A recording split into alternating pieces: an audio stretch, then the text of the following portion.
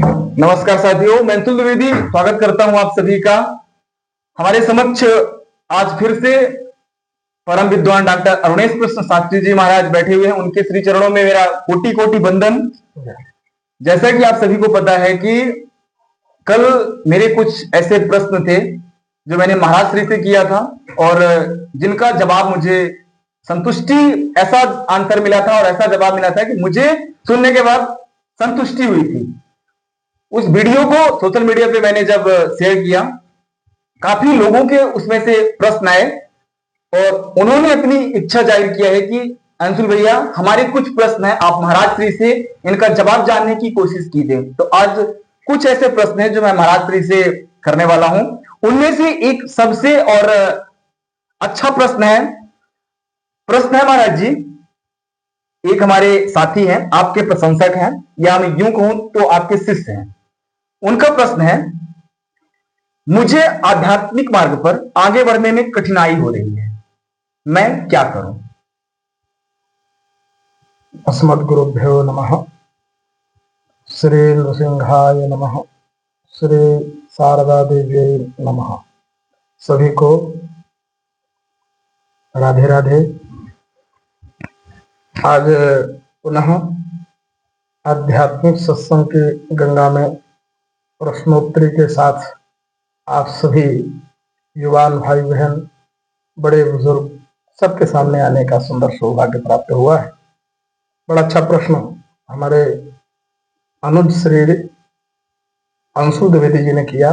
बड़ा प्यारा प्रश्न है कि आध्यात्मिक मार्ग में कठिनाइयां। भगवान श्री कृष्ण गीता जी में बड़ा सुस्पष्ट रूप से अर्जुन को संबोधित करते हुए कहते हैं, अध्यात्म विद्या विद्या नाम। विद्या कौन है? जो अध्यात्म विद्या है। अध्यात्म का अर्थ क्या है? अधि आत्मा। अधि आत्मा मतलब इतना गहरा, इतना गहरा, इतना गहरा कि जहां व्यक्ति डीपली अंदर चला जाए। अंतर यात्रा का नाम, अंतर्मुखी होने का नाम अध्यात्म है। देखिए, हम आध्यात्मिक चर्चाएं कर सकते हैं, आध्यात्मिक बातें कर सकते हैं, पर अध्यात्म बहुत गहरा है माय डियर। आप जितना अंदर जाएंगे, मतलब डीप में जाना, बहुत गहराई में जाना, ये अध्यात्म है। और कैसे हम गहराई में जाएं? जब हम अंतर्मुखी होंगे तब। हमारे दिल दिमाग में, मस्तिष्क में, अंतःकरण में जब तक द्वंद्व चलेगा, चित्त की चलायमान प्रवृत्ति होगी, तब तक हमारा अध्यात्म में प्रवेश नहीं हो सकता है। तो मैं युवान को ये संदेश जरूर दूंगा, concentration is very important for yes.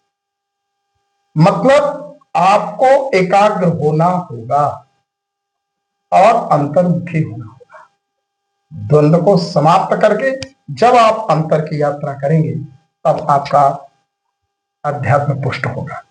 जैसे आप किसी विषय में आप सोचना प्रारंभ कर रहे हैं, फ्यूचर को लेके या किसी प्रश्न को लेके या विषय को लेके, किसी भी विषय को लेकर के, देखिए आपके चित्त वृत्ति में जब बहुत सारे प्रश्न आते हैं, बहुत सारे द्वंद्व चलते हैं, तो अध्यात्म मार्ग में रुकावट आना तय है।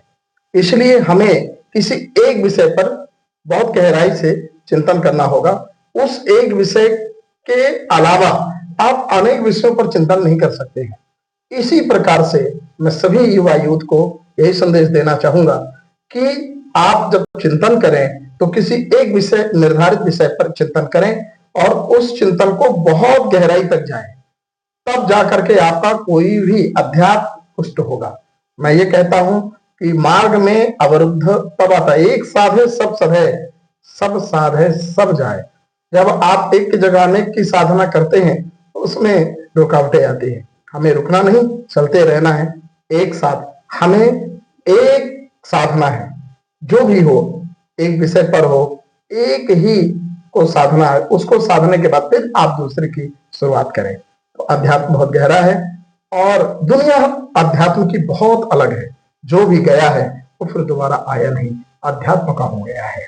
इसलिए भगवान में भी, विद्या में बहुत सारी विद्याएं हैं, लेकिन अध्यात्म विद्या को ही भगवान ने विद्या कहा है, क्योंकि संसार को हटा करके और जगदीश को प्रकट, मतलब जगत हट जाता है, जगदीश प्रकट हो जाता है।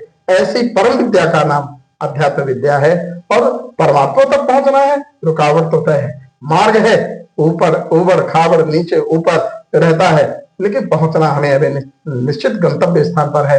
हर एक व्यक्ति का, हर एक सनातनी का एक लक्ष्य अध्यात्म है, और अध्यात्म होना भी चाहिए। तो अभी ये जो प्रश्न आया कि रुकावटें आती हैं, वो रुकावटों का कारण है मन में, चित्त में बहुत सारे एक साथ द्वंद्व का होना। एक साधने पर ही सब कुछ सधेगा, अनेक के साधने पर रुकावटें आती हैं, हम अध्यात्म में प्रवेश नहीं कर पाते हैं। तो हम प्रयास करें, एक विषय को तरीके से गहराई तक जानने का प्रयास करें, यही अध्यात्म का सबसे बड़ा सूत्र है। राधे राधे।